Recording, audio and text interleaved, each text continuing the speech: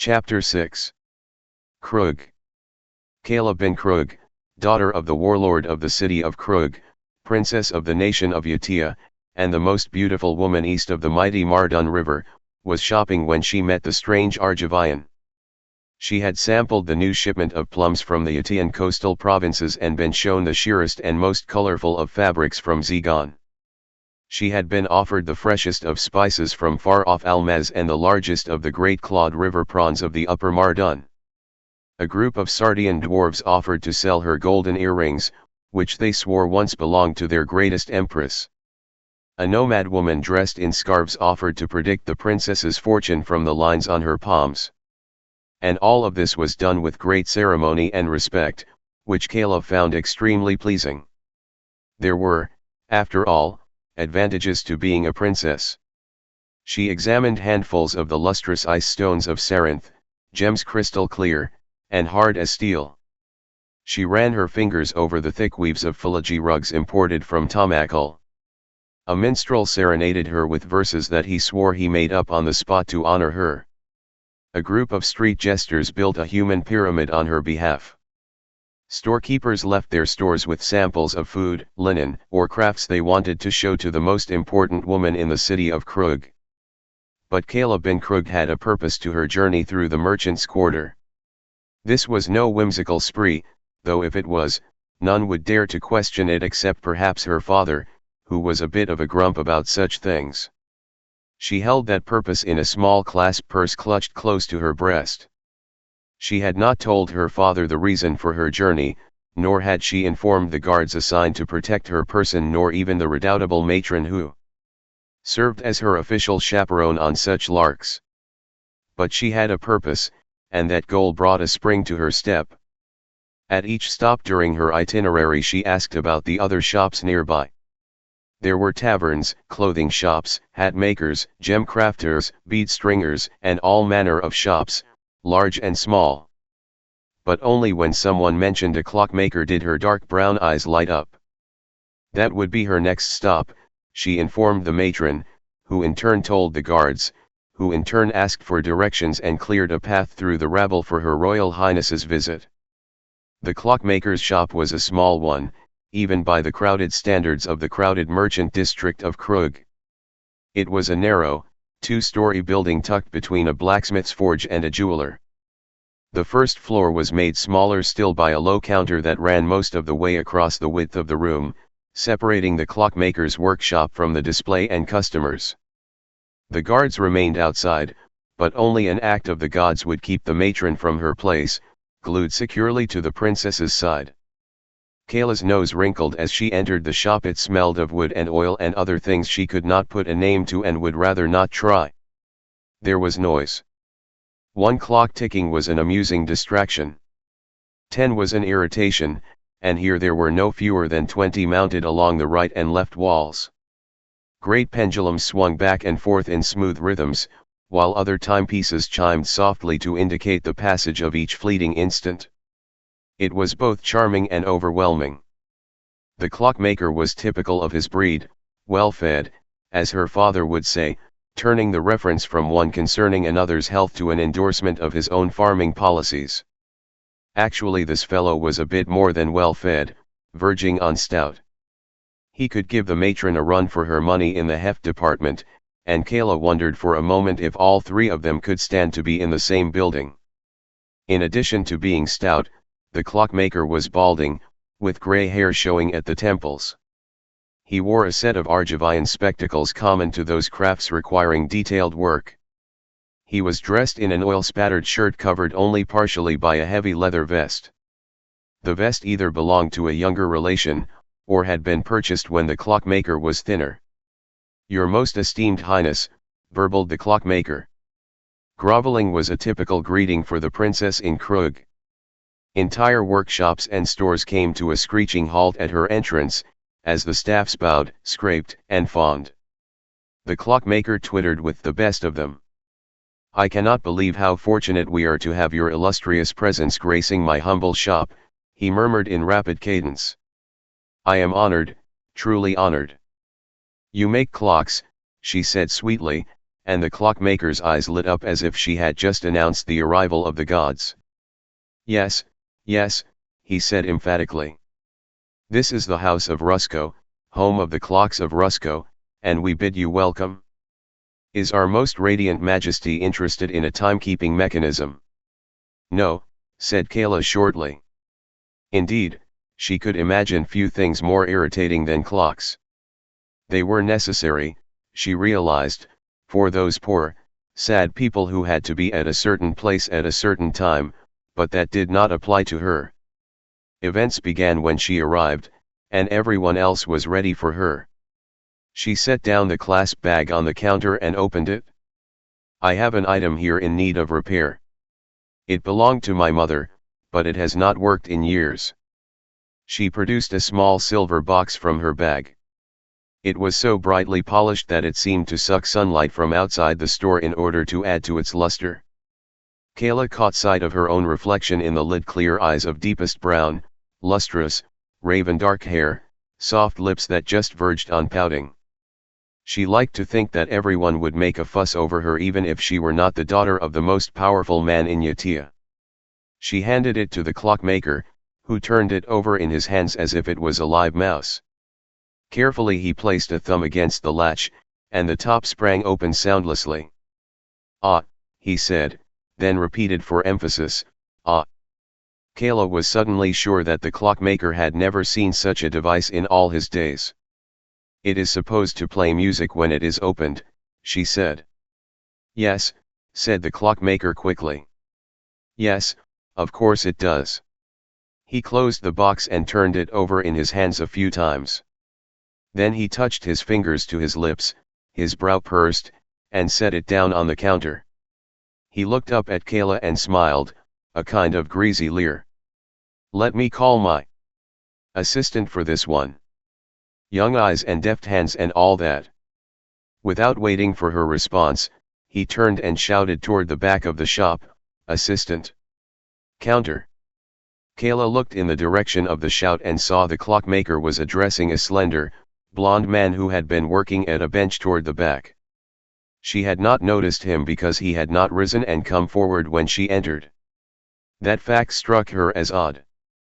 Everyone rose and came forward when she entered. The young man was tall but not too tall, lean but not too lean, and handsome but not in an obvious way. His hair was the color of white gold, pulled into a simple ponytail. He ambled toward the front counter, raised an eyebrow, and said, "How can I help, good lady?" Upon hearing his accent, Kayla was doubly reassured. The clipped tone of his words indicated he was an Argivian, and as such unlearned in how to treat true royalty. The king was weak in Argiv, and she had heard the nobles did as they pleased. Second, and more important, she thought, he was an Argivian, and young Argivians knew how to handle artifacts and old mechanisms. The clockmaker presented the silver box. "Her Majesty has an item in need of repairs," he said, stressing the introduction enough so there would be no question as to station with the stranger. "It's a music box." The Argivian picked up the box and turned it over in his hands a few times. To Kayla's eyes he was much more sure of himself than the clockmaker had been. "And the problem is?" he asked. "It doesn't work," hissed the clockmaker. "It's supposed to play music." "Oh," said the stranger calmly. "Well, let's see what the problem is." He flipped the box over and pressed both thumbs against the base. The box gave a sharp, distinct snap. Kayla bin Kroog jumped at the sound, and the clockmaker looked as if he was going to faint dead away. Had the apprentice just destroyed a priceless heirloom? Kayla wondered. Then she saw that in reality all the young man had done was slip a panel from the box's base. Within the case was a maze of gears and metal. It did not seem to belong inside a container so delicate and precious. "Here's the problem," said the Argivian. His quick fingers were delicately probing and poking the apparatus. "The mainspring is knocked out of its socket. Hold on." He left the box on the counter and retreated to his own bench, returning with a thin tool with a crooked tip. "This should do it," he murmured. There was a soft click, and the stranger smiled. There you go. He slipped the bottom panel into place with another loud snap and handed it back to the princess. Their fingers brushed as he did so. Kayla bin Kroog took the box and opened it. Nothing happened. The matron scowled deeply. Kayla regarded the stranger coldly and lifted an immaculate eyebrow. The clockmaker suddenly looked apoplectic. If you've broken the princess's music box, well, you have to wind it, said the Argivian, and Kayla was sure there was a hint of smugness in his voice. You have the key, don't you? Key, said Kayla. Let me see, said the Argivian, holding his hand out. The princess handed the box back, their fingers touching again. The young stranger took the music box back behind the counter and rummaged through several drawers. Finally he lifted his head and returned to the front of the shop. Key, he said. Found one that fit the winding peg. He held up a thick, inelegant key made of some dull, common metal, rusted along one side. He inserted the key, gave it a few quick turns, pulled it out, and then handed the box back to the princess. Try it now. Kayla opened the box, and a soft, tinny music filled the shop. For a moment she forgot the incessant ticking that surrounded them. It sounded like small pixies playing crystalline bells. There seemed to be one tune, and a second, softer one playing underneath the first. She held the box to her ear and said, I hear two songs. The Argivian nodded. It's a contratempo. Two distinct melodies in different times weave in and out. I remember having a music box like that as a child, though, of course, one not so elegant and well crafted. Kayla smiled, taking the compliment as a reflection on her. She closed the box, and the music stopped. Thank you, she said. The Argivian held out the thick key. Take this with you to wind it. The clockmaker lashed out an arm with a speed that belied his girth, then held the key aloft, presenting it formally to the princess. The music box of Kroog with the key of Rusko, he said, laying the key in Kayla's dainty hand. The princess looked at the Argivian. You are Rusko. The Argivian smirked, and it was definite smirk. He is Rusko. I am Urza. And you'll be able to have a better looking key made at any jeweler's. Thank you, good Sir Urza, she said, with a gracious smile aimed directly at the young man. That smile had melted courtiers and dashing young captains. The Argivian named Urza smiled back, apparently unmoved, and said, be sure not to overwind it. That's probably what knocked the spring out in the first place. Just turn the key until you get some resistance. He spoke to the matron, whom he apparently assumed would take care of such tasks as music box winding. Kayla smiled again but did not offer her hand. She glided out of the shop, her matron in tow. The fat woman was scowling, as if she had not understood what had just happened. Out on the street, the matron said to Kayla, the jeweler, then, milady. Kayla put the silver box back into her clutch purse, but held onto the thick, slightly rusted key. Eventually, she said thoughtfully, but not today. I've had enough shopping for one excursion. With that the entire procession guards, matron, princess, hangers-on, and well-wishers steered their way back to the imperial quarter and Daddy's palace. Inside the clockmaker's shop, Rusko remained glued to the window until the last of the princess's procession had disappeared and the street returned to a semblance of normalcy. The princess, he said half to himself, rubbing his hands together. His voice had returned to normal, the princess of Kroog was here. In my shop. With an overwound music box. Urza shook his head. Don't they have a flunky in charge of such things? Mind your tongue, lad, said Rusko sharply. When news gets out that she was in my shop, admiring my clocks, we'll have more business than we know what to do with. I didn't notice her admiring any clocks, said Urza. That's because you weren't paying attention, said Rusko with a chuckle. Which is a tragedy for two reasons. 1. She is royalty, and you should always pay attention to royalty, they can hurt you if you don't. And 2, even if she wasn't royalty, she's incredibly beautiful. I suppose. I hadn't noticed, said Urza, retiring to his workbench. Not noticed, spat Rusko. A wide smile crossed his face. You must have ice water coursing through your veins, lad. That or such beauties are 10 for a copper in Penregan. Urza did not reply, and Rusko shook his head. The young man was a hard worker, but seemed to Rusko that he had no interests beyond his own bench. 3 months earlier, the youth had appeared seeking employment. He had arrived on some Philology caravan out of the desert, but his accent marked him as an Argivian, and probably well born as well. Rusko guessed he was some errant scion of a noble family. Probably got in trouble with his elders for using the wrong soup spoon or something, the clockmaker thought. Rusko had heard the youth had approached the temple schools first, seeking employment as a scholar. Of course, his lack of religious training counted against him.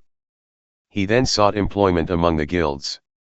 His Argivian heritage told against him there, too, for most of the guilds took native Yatians first. Rusko was a minor member of the Clockmakers and Jewelers Guild, but poised to expand, he always reminded others, and was in need of an extra hand. And the Argivian would work for little more than room and board. Of course, Rusko appreciated the dedicated nature of his new assistant. But he worried that as an Argivian Urza was missing the finer things in life. A doer and pragmatic people the Argivians were, in Rusko's opinion, and his new assistant confirmed that view. I think she took an interest in you, he said after a moment. I noticed the way she looked at you when I presented her the key. The key of Rusko, said Urza, looking up from his work. Why did you make such a fuss when you gave her that key? Ah, said the clockmaker with a fatherly smile. Let me expand your education, young man. Rule number 1, always sign your work. I don't just sell clocks, I sell the clocks of Rusko. He waved at the assorted timepieces lining the walls. Always attach your name to your work. That way others know what you did, and your fame spreads as a result. 100 years from now, people will remember Rusko and his clocks. Only if they are good clocks, returned Urza. And ours are the finest. Rusko beamed. How do they know? Because we tell them so. Always show what you can do. And always sign your work. Urza had returned to the partially built clock on his bench, and now fiddled with the lever arm of a particularly recalcitrant timepiece. Are you listening to me? Rusko asked. We tell them, said Urza calmly. Show what you can do. Sign your work. I am listening to you. He did not look up. 3 months. 3 months the Argivian had been working for him, sleeping in the shop at nights, and Rusko still knew almost nothing about him. He had employed an enigma, a hard-working enigma, but an enigma nonetheless. Someone needed to show the young man there was more to life than his work. Rusko sighed. Failing anyone else suddenly appearing, that person would have to be he.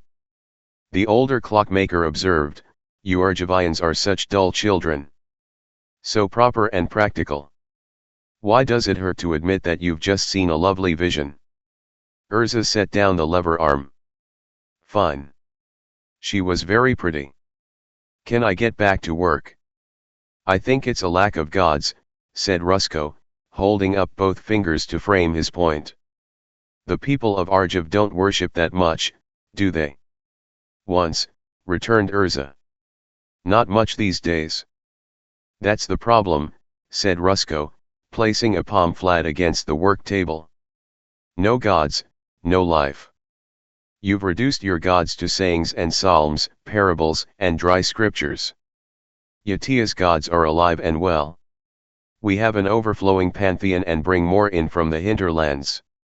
Bok, Mabok, Horiel the Swift, Gia the Earth Power, Thindar, Rindar, Melon. A god for every occasion, said Urza dryly. Exactly, cried Rusko. Whatever you do, some deity approves of it, or disapproves of it, or has some dire warning about it. It's much more exciting that way. Seems like a waste of energy, said Urza. Unless, of course, you're in charge of the temples that benefit from all this veneration. Rusko waved a hand at his assistant in frustration. You miss the point. A Yatian would at least admit that he saw a very pretty and powerful young lady. He'd enjoy that revelation.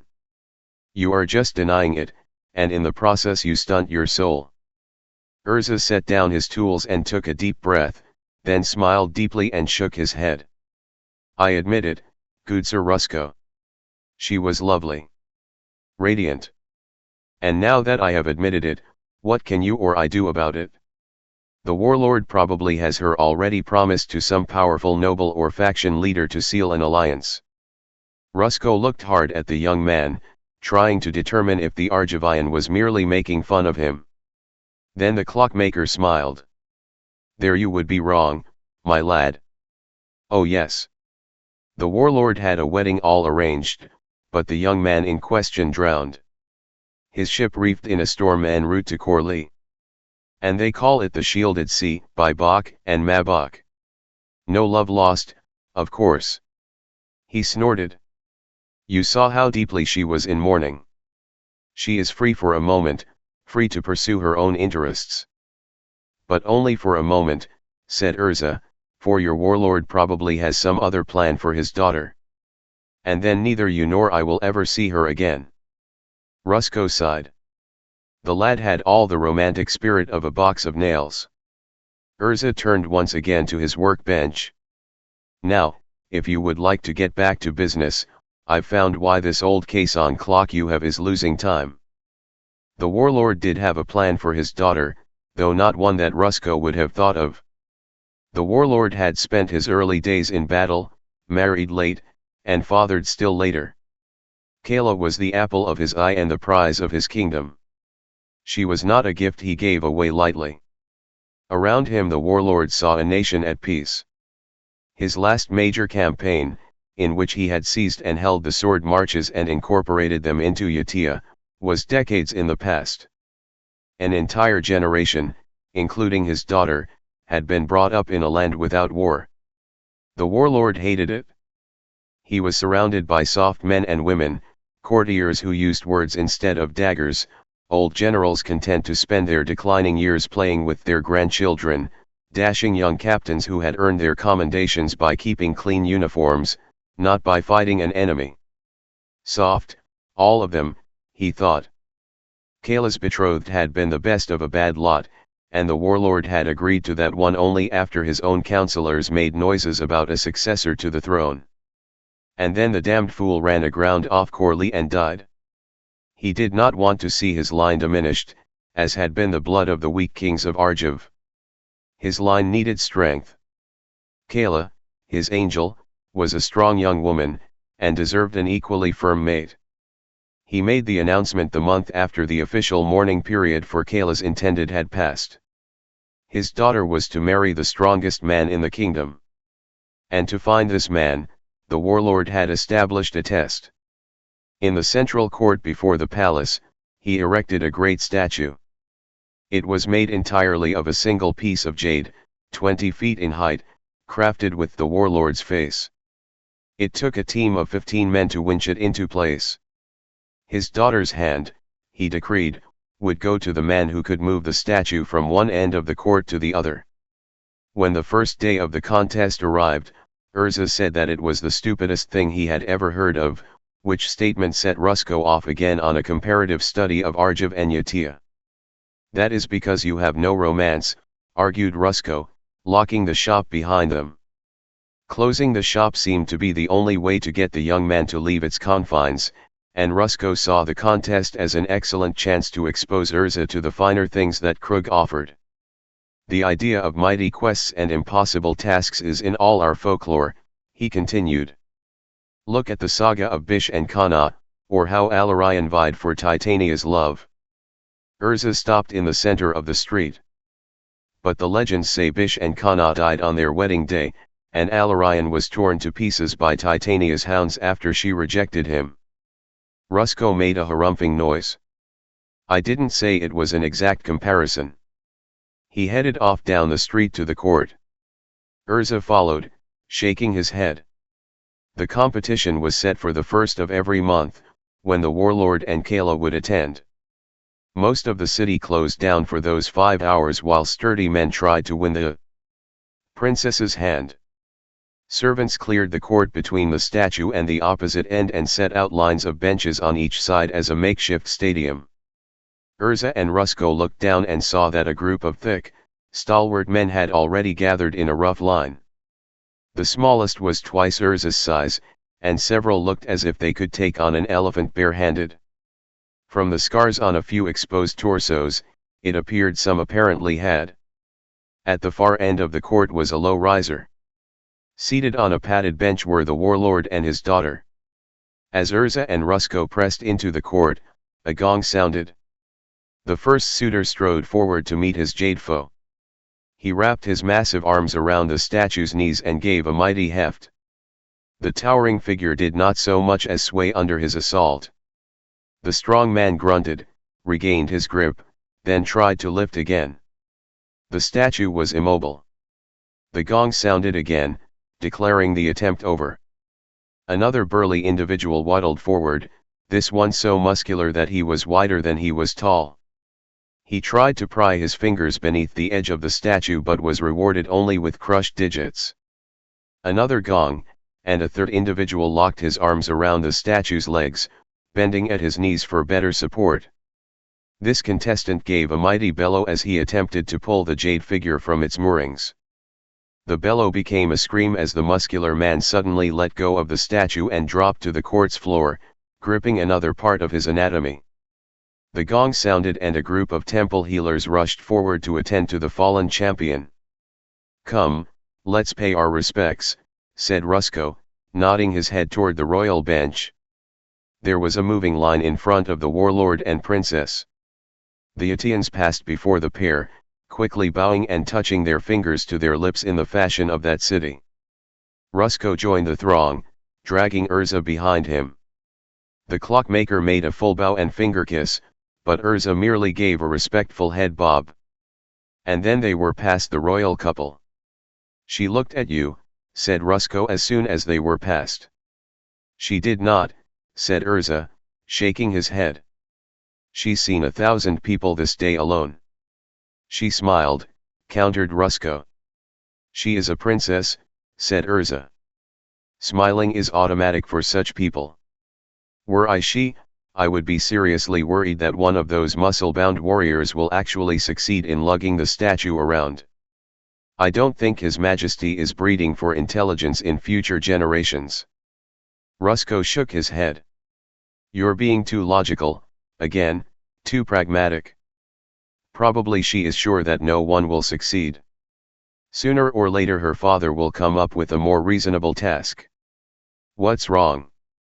Urza was staring intently, at the pile of treasure to one side of the dais. "What is that?" he asked. Rusko blinked. Urza was pointing toward a large pile of gifts laid out over a luxurious swath of gold cloth.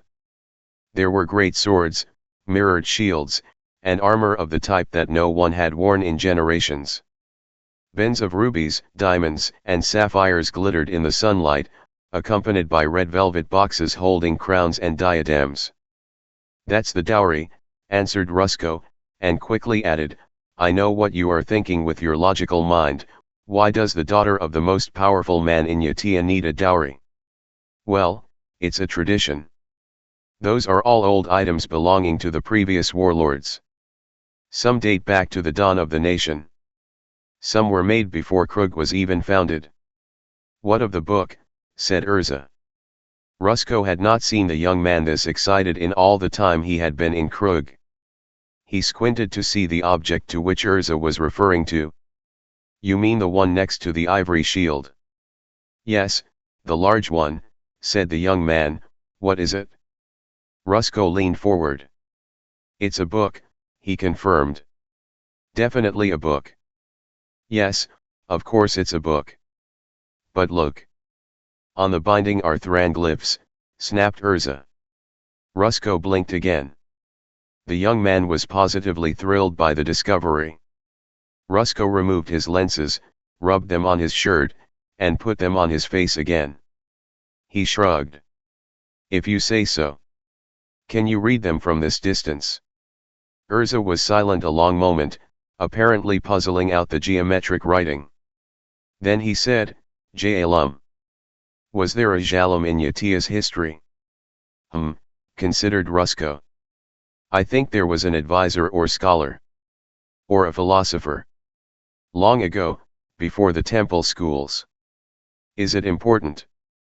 Urza looked at the table laden with treasure, then back at the princess. As he looked, she was just turning away from him, apparently intent on the latest attempt to lift the statue. Her face was smooth and impassive and very lovely in the noonday sun. Urza chewed on his lip, then said, Good Sir Rusko, I think I want to move a statue. Rusko could hardly contain his disbelief. And I want to fly to the moon, and kidnap the harem of the Pasha of Sumafa. I'll even settle for my head to hurt less after a night of drinking brandy. But I don't expect it to happen. That's rule 1 in life, don't expect the impossible, and you won't be disappointed. I do expect it to happen, said Urza, staring intently at the huge jade statue. Another contestant was trying to manhandle it to no avail. But I will need supplies. He turned to the clockmaker, his voice hard and decisive. Metal bolts, iron root spurs, and other things. Will you help? Rusko stammered for a moment. He was all for romance, but suddenly this posed a threat to his own pocketbook. Well, I could give you an advance, he said reluctantly, but you're talking about a sizable outlay. Urza nodded, then said, Have you heard about ornithopters? The Argivian flying machines. Rusko nodded. I've heard travelers' tales. He paused, then hissed a question at the young man. You know how they work? Urza nodded again and said, I helped build the first ones. I could give you the plans. If I did, would you provide supplies for my work? Rusko felt both his heart and his pocketbook opening to the young man. He smiled. These are wonderful, said Rusko, thumbing through the plans. The first purchase the clockmaker had made was a supply of parchment and quills, and the young Argivian spent the night sketching out the ornithopters. First was a general description in neat lettering. Then page after page of details, showing how the levers in the pilot's housing functioned, how the wiring operated, of what materials the wings and struts needed to be made, and to what dimensions they had to be machined for perfect performance. Rusko was astounded. All this from the quiet scholar who had been repairing his clocks. A trained ape could build ornithopters from these plans. No, even Rusko could build an ornithopter from these plans. Marvelous, he muttered, leafing through the loose parchment pages. Amazing. A work of art. The clockmaker could scarcely contain himself, for the machine practically leapt off the page, fully realized. Urza smiled, but Rusko could not tell if the smile was in response to his compliments or for his current work. They had curtained off the back of the shop, and Urza had begun constructing a new machine there. Actually, it looked as if he were building a statue of his own to counter the jade one of the warlord. It looked like a beast of curved metal spars, fashioned in the upright form of a man. Its limbs were metal frames, cross-bolted in a thick latticework. Its upper torso was thinner metal and iron root, and it pivoted at the base of the spine. One inelegantly long arm drooped at either side, each looking like that of a gorilla. A roughly hewn helmet, with a faceplate that flipped up or down, served as the head. The face guard was open now, revealing a tangle of cables and gears set around a single, dull gem. It suddenly occurred to Rusko that Urza had smiled more in the past few weeks than in all the time the clockmaker had known him. They had not been the polite, for the customer smiles or smug Argivian scholar smiles or even put up with old Rusko smiles. The young man seemed more alive as he tinkered with his creation. Rusko had only made one suggestion during the entire process. "You've got the knees on backward," he said. "Supposed to be that way," muttered Urza, not waiting for a reply. He burrowed back into the creature's chest with a spanner. In 2 months the creation had blossomed from a mixed collection of parts that Rusko had gathered, catched, or borrowed from other shops into a towering giant. It was vaguely humanoid, and Rusko wondered if it was based on any living creature. It was not a question he wanted answered. Instead, late at night, as Urza was checking connections and splicing wires, he asked another question. "Who is Mishra?" Urza's rapidly moving fingers almost dropped the splicing tool he was holding. "Someone important to you, I assume," continued the clockmaker. Urza stared at Rusko, and for a moment there was a flicker of coldness on the youth's face. Just for a moment, the quiet, solemn man of the past months was back, and Rusko was afraid he had lost the smiling Urza forever. Then Urza sighed and the moment passed. He turned back to his machine. "How do you know of Mishra?" Rusko fought a temptation to laugh. "You rarely sleep, Urza, but when you do, you talk. You mention Mishra a lot." "And another?" "Takashia." "Takasia," corrected Urza. "Takasia was my teacher. She's dead now." Said Rusko. "And Mishra?" "My brother," said Urza quietly. He peered more intently into the creature's interior. "Alive, I suppose." Urza shrugged. He gazed up with the pretense of working on the wiring and leaned back. "I don't know. We parted on less than friendly terms." "Ah," said Rusko. There was a lot going on beneath the surface there, and he felt resistance to his questions. "And you feel badly about it," he persisted. "I wish there was something that could have been done to change things," said Urza. Rusko thought the youth's statement was probably true, as far as it went, but there seemed to be something more, something yet unsaid. A silence grew between the two men. Finally Rusko broke it. "In Yatia, we believe a man has many souls. Did you know that?" Urza shook his head, but a small smile appeared at the corners of his mouth. A put-up-with old Rusko smile, the clockmaker thought. "You don't wear the same clothes as you did when you were a boy, and you won't wear the same clothes when you're older," Rusko continued. "The same applies to souls. You have one soul as a child, another as a youth, and several as an adult." Urza shrugged. "I wear different clothes. I don't know about souls, though." Rusko stroked his chin. "Most Yatian faiths believe that when you die each of your souls is judged individually. Let us say your first 3 souls were basically good. Then you became a robber and a thief and grew a 4th, evil soul. Then you repented and lived a virtuous life, growing a 5th, more kindly soul. When you die, your souls are judged independently. The first 3 souls, and the 5th, will be rewarded for their virtue. The 4th soul will be sent to hell, destroyed, or sent back, depending on what gods you venerate." "You are going somewhere with this?" asked Urza. His eyes strayed toward his machine. Rusko smiled. "Only that you may be feeling guilty about what happened with your brother. Or your late mentor. Don't. You have a new soul since you've arrived here, a Yatian soul. Let that be your guide." Urza stood for a moment, untangling Rusko's advice. Then he shook his head. "Until I talk again with my brother, I will carry my regrets with me. But thank you for your advice. It's very—" He paused, then broke into a wide smile. "Much like Kroog itself." Rusko smiled back, taking the young man's words as a compliment.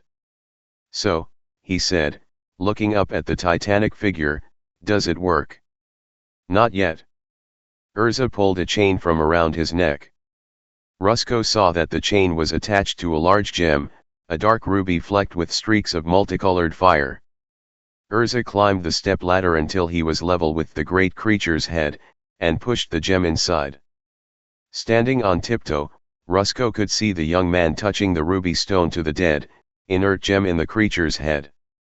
The gem in the creature's head began to glow, slowly, erratically at first, then with a stronger beacon, until it was as strong as the stone Urza held. It radiated with a sapphire light shot through with sparks of white. It was, thought the clockmaker, like watching someone set a fire by placing a burning stick against another. As the new gem glowed, the creature began to move.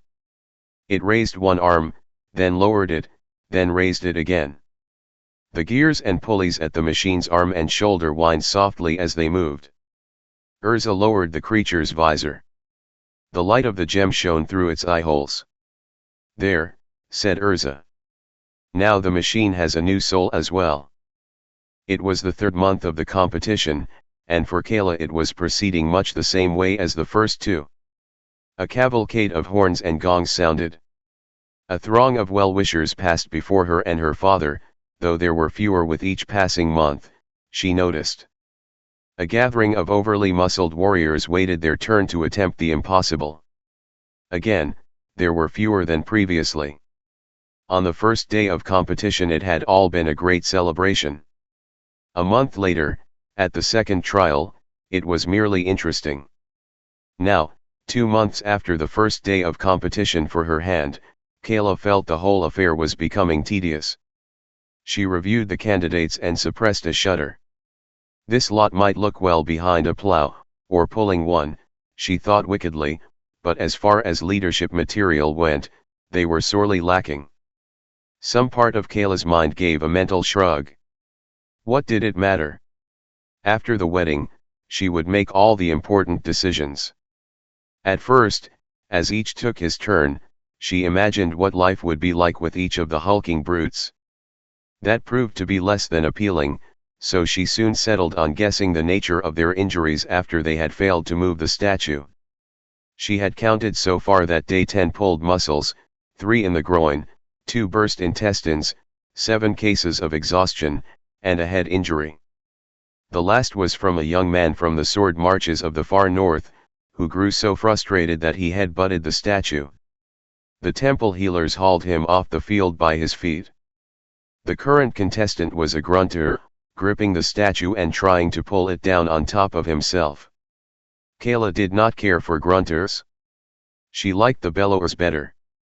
They made more noise, and tended to give up more quickly. The lists had thinned out quickly, and there were now bare spots among the benches for the loyal subjects. She wondered how much longer her father was going to continue this exercise in futility. Probably, she decided, until one of the lesser noble families made a better offer for her hand. Daddy was always doing things in secret.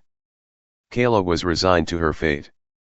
She had always been a dutiful daughter, and if her father arranged for her to marry a Philigi, she would live in some desert tent beyond civilization. She was no stranger to court politics. For years, she knew, she had been groomed to eventually marry in a fashion that would make Kroog stronger. The fact that the original target of that marriage had the misfortune to die before getting the chance to wed her did not change the process in the least. She looked at her father as he watched the proceedings. He had on his solemn face now, cool, thoughtful, and regal. Would the common people think less of him if they knew that after the first day he had cursed like a sailor at the failure of the contestants, storming around the royal suites for a good hour? Probably not, Kayla decided. Her father was a great war hero, a valiant warlord, and she suspected this farce being played out before her represented one last attempt to prove to himself that there were still warriors in Yatia. And, she was sure, her father felt he could have lifted the jade statue by himself when he was young. Another bellowing titan pulled a groin muscle, and Kayla saw the lists were empty. No, there were 3 figures left. One slender, one fat, and one shrouded in a great cape and hood, who towered over the other two. The Seneschal walked over to the trio, and there was a quick consultation among the two smaller figures and the ruler's advisor. The Seneschal moved to the warlord's side and spoke in a low voice. "We have one more candidate," said the Seneschal, a quaking, nervous man who both loved and feared his warlord, "but it's a bit unusual." The warlord grunted. "The big one?" "No, milord," said the Seneschal. "The thin one. He says he can move your statue by the strength of his mind, if you will but permit it." A smile crossed the warlord's face, and Kayla knew that it was not one of his more pleasant expressions. "Let him. But tell him the penalty for wasting the warlord's time." The Seneschal bowed and retreated. Kayla stared at the newcomers.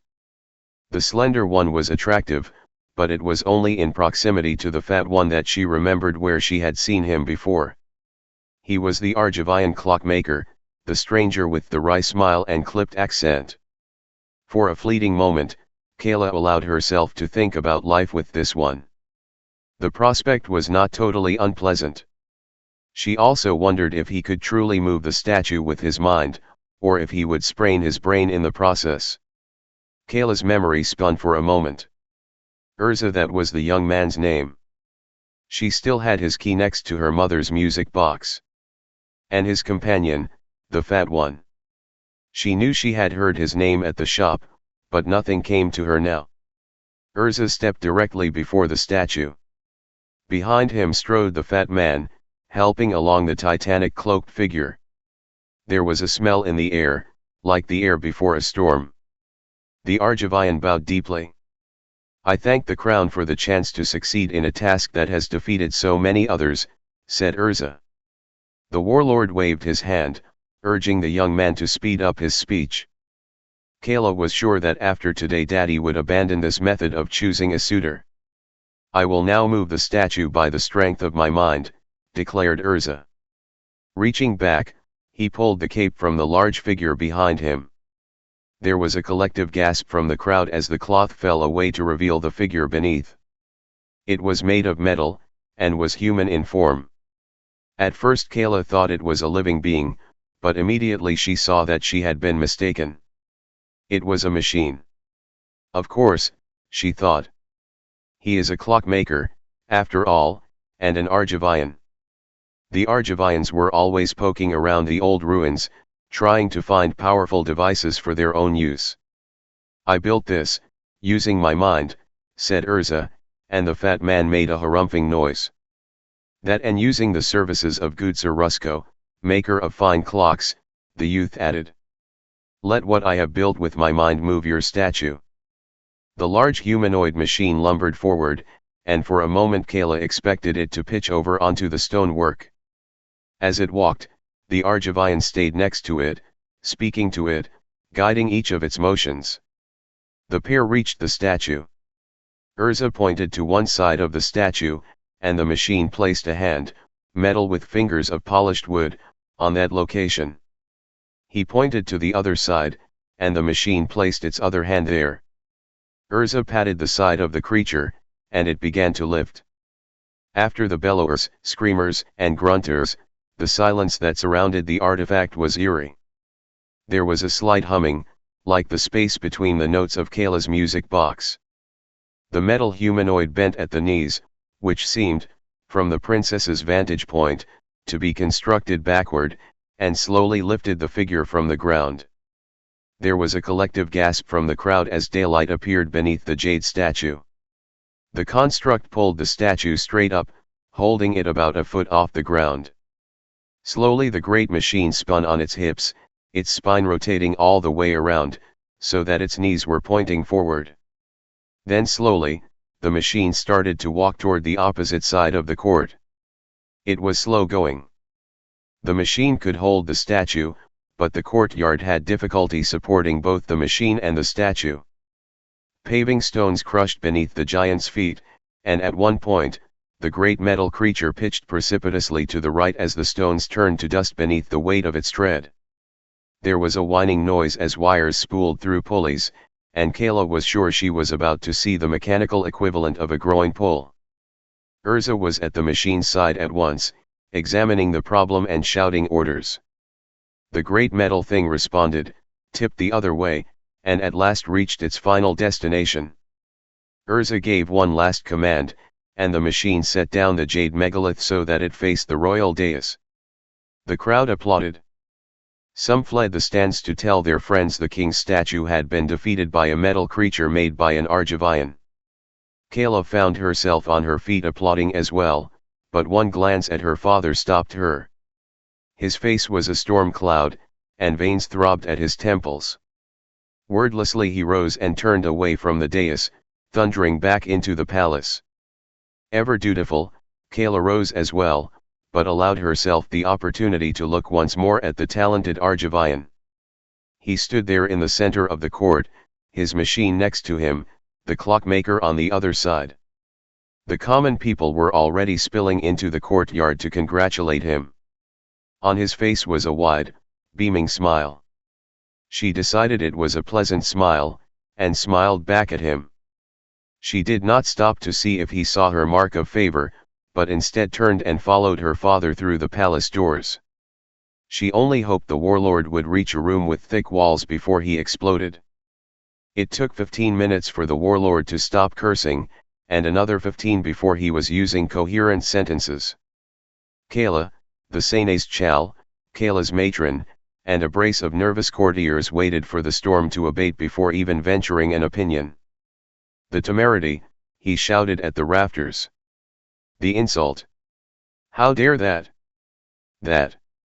His mouth opened and closed for a moment until he found the proper word. Weed. That weed thinks he deserves my daughter's hand in exchange for some parlor trick. Well, said the trembling Senes Chal, you did say her hand would go to whoever could move the statue. The warlord grunted harshly. And you did allow him to try, said the Senes Chal, gathering strength as he spoke. He said he would move the statue with his mind. But he didn't, bellowed the warlord. That wind-up machine did all the moving. Well, said the Senes Chal, your daughter could marry the machine. Kayla stifled a giggle, but the joke prompted another cascade of war camp obscenities from the warlord. The Senes Chal fled under the assault, and, Kayla thought at the time, out of the discussion entirely. And you, roared the warlord, turning to his daughter, what have you to say of all this? Say, cried Kayla. She was suddenly indignant at being the target of his yelling. I had no say when you wanted me to marry that hapless mariner. She charged, stalking toward her father. I had no say when you decided to award me to the strongest ox in the kingdom. So now, when someone has finally beaten you at one of your little games, I suddenly have a say. The warlord stared at Kayla, stunned by her outburst. His shoulders sagged with defeat. I just want what's best for you. But to have to give you to this foreigner. This Argivian. This weed. You are the warlord of Kroog, said Kayla coldly. You can do whatever you want. You can banish him if you want. But if you want my opinion, here it is. He has a pleasant face, a good shape, and seems rather bright. I would not mind being his bride. The warlord's brows furrowed, and Kayla wondered which part her father was thinking about the fact that she would not mind marrying Urza, or the fact he could have the Argivian banished. Behind her came the squeak of the heavy timbered door, and the Senes Chal poked his head back in. What? Snapped the warlord. Kayla thought that the Senes Chal might evaporate entirely. To her surprise, the nervous bureaucrat stood his ground and managed a convincing mule. A visitor requests an audience, milord. The weed, snarled the warlord. Tell him we have not yet ruled as to the legitimacy of his little trick.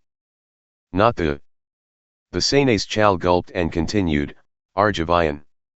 His, sponsor.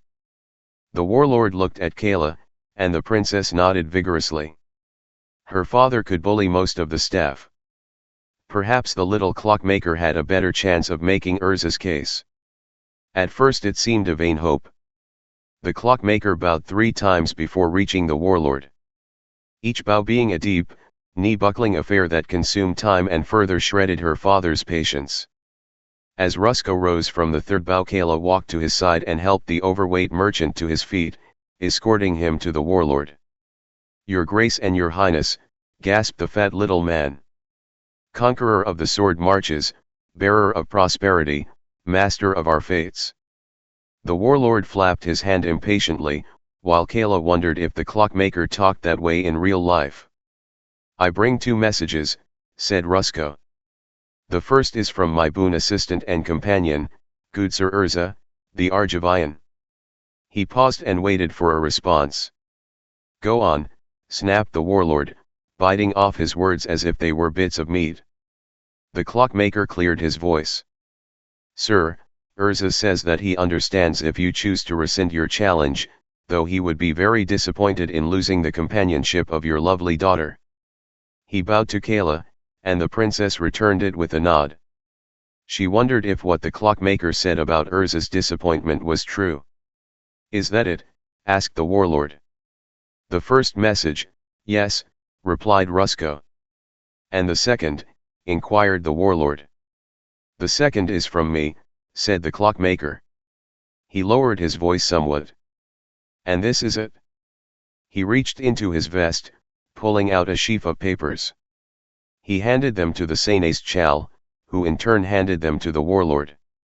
The ruler flipped through the pages and grunted, "And these are plans, my grace," said Rusko.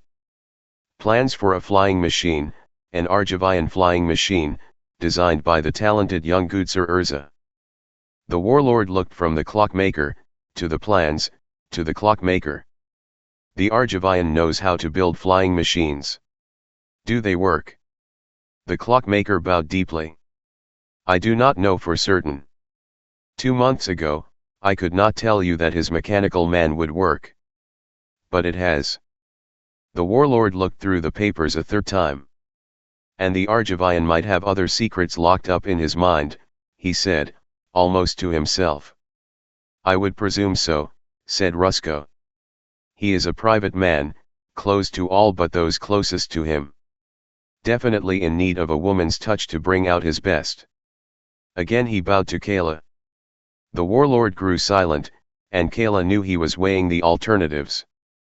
Finally he said, "Daughter, did you mean it when you said you would not mind marrying this talented weed?" Kayla gave a small nod and said, "I spoke truly when I say he is the best candidate you have found so far." The ruler gave out a deep sigh and rubbed his eyes. Handing the plans back to the fat clockmaker, he spoke. "Very well. Then let us go back out and congratulate my future son-in-law." The ceremony was ornate, even by Yatian standards. Kroog had more than 30 major temples and a host of smaller ones with important patrons, and everyone wanted to have a say in the wedding. Kayla tried to count the number of officiating priests but gave up after the 15th or 16th. It was tediously long. Sermons were read. Prayers were chanted. Spirits were banished. Gods were invoked. More sermons. More prayers. The couple kissed icons. They placed hands on scriptures. They danced around a ceremonial pyre. They were doused with blessed water and drank sanctified wine. They freed a dove and burned a scroll of regrets. They paraded beneath unsheathed blades. They received benedictions, blessings, and well wishes. In deference to Urza's Argivian heritage, each wore a gold circlet on his or her brow, each of the circlets joined by a single silver chain. Kayla could not say at what point during the day she was officially married to Urza, scholar of Argiv, new chief artificer of Kroog. All she could say was that by the end of the day there was no question that she was well and truly married. And through it all Urza was understanding, not impatient in the way most men were about such things. Daddy was visibly uncomfortable after the 7th responsive reading. Nor was the young man visibly bored, or apparently making a show of being tolerant. He seemed to be taking mental notes on everything he saw and commenting on nothing. She expected to see that smug Argivian smile during some of the more rustic and traditional parts of the ceremony, but he took those with good grace as well. And after the interminable ceremonies was an equally long procession through the streets, as the people waved and cast multicolored streamers and waved colored torches. And then a long feast of several dozen courses, each course broken by long toasts from anyone who felt he had something good to say about the princess and her surprising, if still generally mysterious, groom. And when at last the ceremonies and the processions and the feasts were done, long after the midnight bell had sounded, the couple was escorted to their own wing of the palace, into the bridal chamber. The dowry had been placed there, along with some of more tasteful gifts of various powerful well-wishers. The bed was made with sheets of almaz silk and dusted with rose petals. Incense burned from a dozen small braziers, and the room was lit with candles. The servants left the newlyweds there, closing the doors behind them as they departed. Kayla took a deep breath and reached out to her new husband. Urza slowly took her hand, and the princess realized that the slender young man was trembling slightly and almost flinched at the touch. She wondered if he even knew he was shouting his nervousness to her. Instead she said, "You have strong hands." "Working with artifacts," he said, his voice rasping a bit, "you need strong fingers." "And a strong mind as well," she said, and drew herself closer to him. His body felt as tight as the spring in her music box. "Kayla," Urza spoke into her hair, "there's something I need to tell you." Kayla froze, but only for a moment. Levelly, she said, "You can tell me anything." "I," said Urza, then backed away from her and looked into her eyes. "I been told I talk in my sleep." She smiled and pressed two fingers against her husband's lips. "It's all right," she said in a throaty whisper. "I'm a very good listener." And she kissed him. Afterward, Kayla's breathing was long and deep. She slept on her side, nestled against Urza's lanky frame. He touched her brow, softly. She squirmed in bed, rolled over, and fell in still deeper slumber. Quietly, Urza rose from his wedding bed. The sky was still an hour from lightning, and the city of Utia was quiet beneath his window. Beyond his sight, a city exhausted by its own celebration lay wreathed in sleep, and only a few lights still shone between the castle and the Mardun River. Slowly, Urza crossed the room. He extinguished each of the guttering candles in the room, save one. This he took to the accumulated dowry. He looked over the pile of treasure, then carefully knelt down and extricated a heavy book, marked with Thran glyphs on the spine. The Tome of Jalum. Urza took the book to the writing desk on the far side of the bedroom. He set the candle in its holder and looked at his new wife, lying in the darkness, for a long time. Then he opened the ancient book and began to read.